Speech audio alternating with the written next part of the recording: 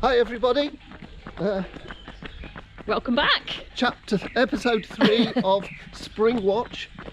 Today we're going to talk about running technique, and we're going to say 4 things that you can focus on and 2 things that you don't need to worry about. But before you do that, we just want to say well done to everybody that's doing our little challenges.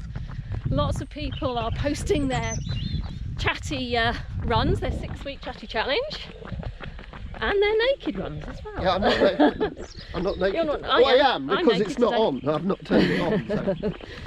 So well done to everybody. Keep posting because it's great to see what you're doing. Okay. Running technique, Colin, a little bit controversial. Yeah, so, well, not really. If they've done the Leading in Running Fitness, when I tutor that, there's like a running template that they can use, and we call it the technical template.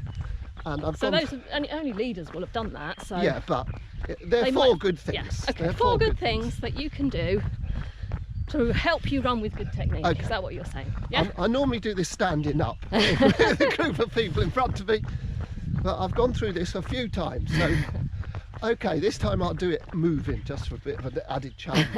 So the first one is run with high hips, and some people say, what does it mean, high hips? Well, try the opposite, sink your hips. Oh yeah, that's really good.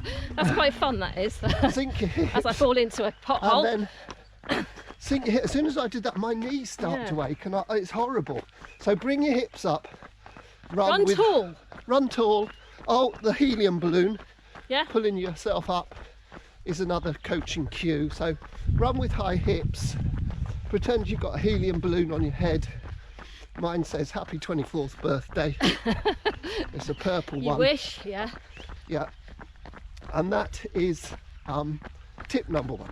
Yeah, and that gives your legs room Yeah, to work move in. through, to work in, yeah. You're not all I don't know if anybody can see what you were doing there. cramped up. Okay. Okay, that's number 1, high hips. Number 2, I have to stop to do. Okay. Okay, so And as number there's a 2. car coming. Okay. Number 2 is 2 cars. we're so remote here. We wave at cars when they come past. Okay, so Right, number number 2 is shoulders low and relaxed. Okay. Yeah, that's why we don't put the helium balloons on the shoulders, because you don't want people running like that. They've got to have the. So there's an absolute lovely cue with this, and that is pretend you've won the Boston Marathon. Give yourself the victory salute. We've done this before. Yeah, we've done it several times. Oh, hang on, I have to tuck myself in. Here, so there's the victory. So really, really stretch out. Yes! It'll make you smile. The victory pose makes you smile. So you do that before you set off. Yes. Don't run like There. that. Some people think you got to run like that. Okay, but when you drop your hands, your shoulders are low and relaxed, Exactly in and the they're right dropped in position. the right place. So I just Victory pose, and then I off we think go. I just have to concentrate on finishing the Boston Marathon, Yeah, not winning it. Okay, so there it is. Shoulders low and relaxed. Go. and off we go. Okay. So the next one is what to do with your arms. We see some funny ones.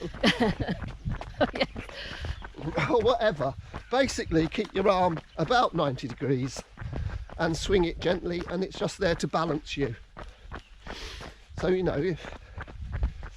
that's all it is. You just go when you're Yeah, it's the running. 90 degrees that's important. I think Yeah, some yeah. beginners think that they want to drop run the- with their yeah, straight. I don't know why Yeah, that for is. those people, I say pretend you've got a chainsaw around your middle, Well, that's a good and one. if they drop their hands, their fingers get chopped off, and that I'll keeps use them. that next time. And that keeps them up. So no, they've got to keep their hands here. Yeah. The other thing is when you're sparkling, or when you're wanting to go fast, you can drive your arm back. More of And a they- sprinter's arm then. Yeah, we'll have to stop again because I'll just Go on then. demonstrate. So if they do that, so you're running like that, if you drive your arm back, it comes forward all by itself. So drive your arm back, and you only have to drive it back. And it brushes your hips. Yeah, like that. You can We say practice. hips to lips. Good grief. There's all sorts happening Springtime, in we've got- Spring Watch today. Geese going all every direction. Okay, so that's Okay, arms. so that's number 3. Number 4 is make sure that your feet land underneath your hips. How do you know that your feet are Well- going to land under your hips? Because I think if you're practicing your high hips and you're running tall, that's going to happen, isn't it? Yeah, I naturally? think so. Naturally, it's going to happen. So I hope they can see my feet. It's important that your foot lands underneath your hip. It doesn't matter which part of your foot hits the floor, but your foot's got to hit the floor under your hip. So if you land here, it's going to break. That's a lot of pressure on the knees, isn't Yeah, it? and they're going to be. It doesn't matter which bit of their foot. They might land in front, forefoot. They might heel. It's still breaking whichever bit of the foot. So they need to bring their hips up, or you need to bring your hips up, bring round, and then get it underneath your hip. Yeah. And I think if you're running with high hips anyway, that's going to happen naturally. It's really difficult to run Yeah. with your foot behind your hip. So Yeah. I have occasionally seen it, but mostly bring your hips up and do that. I don't think people should worry about it too much, because otherwise they might start No, it's one of those thinking things that it's- happens. Yeah. Okay, so what we were going to say then is, what happens if you're going along and suddenly your hips drop because you're tired, or Yeah, your your shoulders arms are going, hunched. or you're going, and then once your form goes, stop. And that's a sign that you're tired, That's really. that's a sort of chatty, sparkly golden rule, is that you're too tired, so stop. So walk. So running with bad form like that, Yeah, well, because what happens what is, happens? well, you do see people that run tired all the time. Yeah, we're running too fast. And they've learnt That way. they've learnt to run tired, but running tired, they've learnt to run with bad form. Yeah. So you see them. I quite often see people like that. They've driven themselves. They're like that, or they're leaning forward. Yeah. Oh dear, that does put a lot. Yeah. So Yeah. So if you we don't want that. You Yeah. don't need that. golden rule, if you get tired and you can feel that those 4 technique points are slipping, and you feel that you're not running with good form, stop. Yeah. So Have a what rest. about and wait till the form returns. Yeah. Okay, so now 2 things that you don't need to worry about. Okay. So there are a lot of people. My Facebook feed is full of people telling that this has to change, but these 2 things have to change. Hedge. But they don't have to change. Your brain is brilliant. It works out what your leg length is, how strong you are, how Basically, it supple will you are. find a running form It computes suitable for you. at any speed. Yeah. So it computes how fast you're running, what your most efficient stride length is for you. And we're all different. We're all different. We're all shapes, different sizes and sizes. shapes and weights. Yeah. And So here's the 2 things, and the Garmin does tell you your cadence, which is steps a minute. And some people say, oh, it's really good to do 180 steps a minute. And the reason for that is people have watched the London Marathon. The top men and the women all run with a cadence of about 180, some. Yeah. But the marathon runners tend to be quite tiny people. So that the front of the London Marathon, the people are probably, their average height is about 5'5". So they're going to have quite short legs. So they keep that rapid turnover. so that's where the 180 comes from, is it? Yeah, people have watched it. And in the Olympic And track Games, runners as well? yeah, so the thing is, these people are clipping along at 5 minutes a mile. Yeah. And the thing about your cadence, how many steps a minute is, the faster you go, your brain will increase your cadence. Right. So when you're running super chatty, which is really gently, you'll have a really low cadence. So then chatty, you'll have a cadence. Slightly higher. And then when you When do you your sparkle. sparkles, your cadence will be higher. So your brain works out what your cadence is depending on your speed. So there's absolutely no need to worry about it.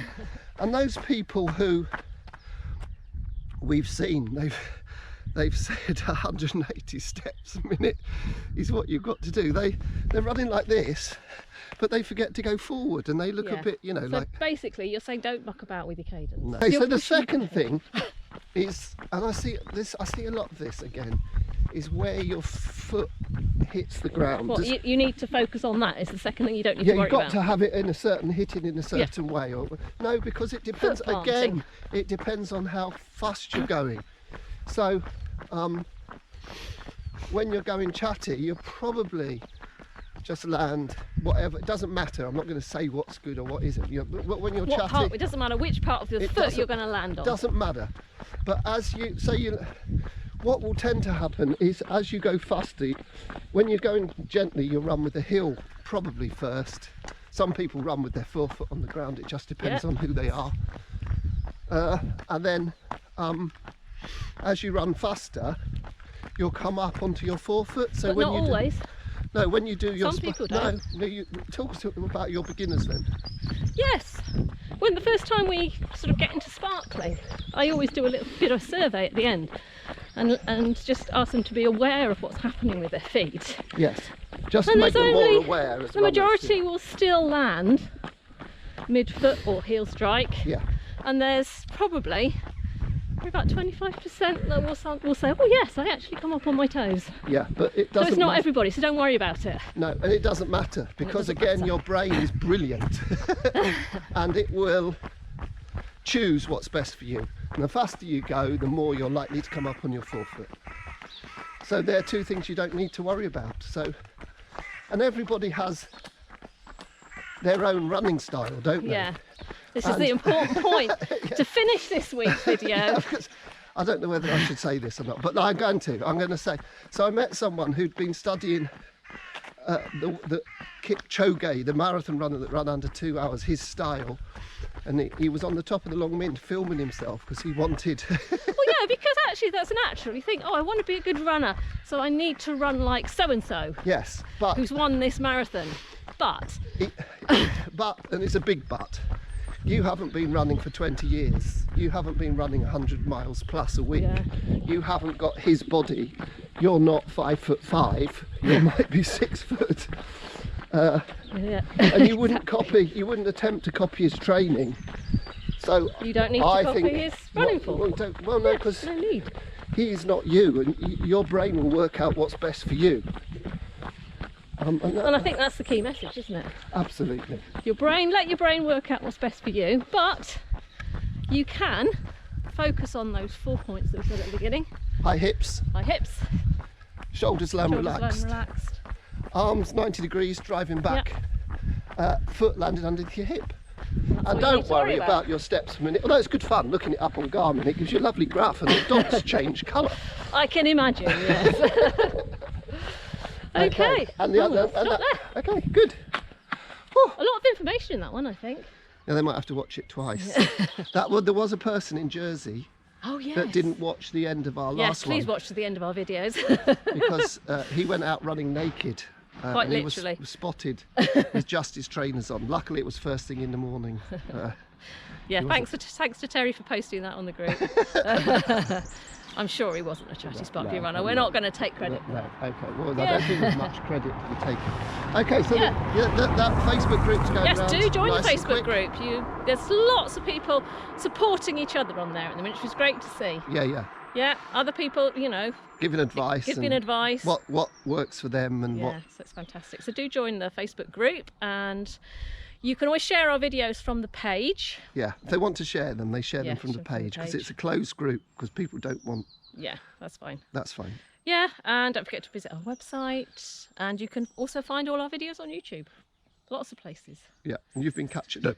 You've been catching up on the blogs, haven't you?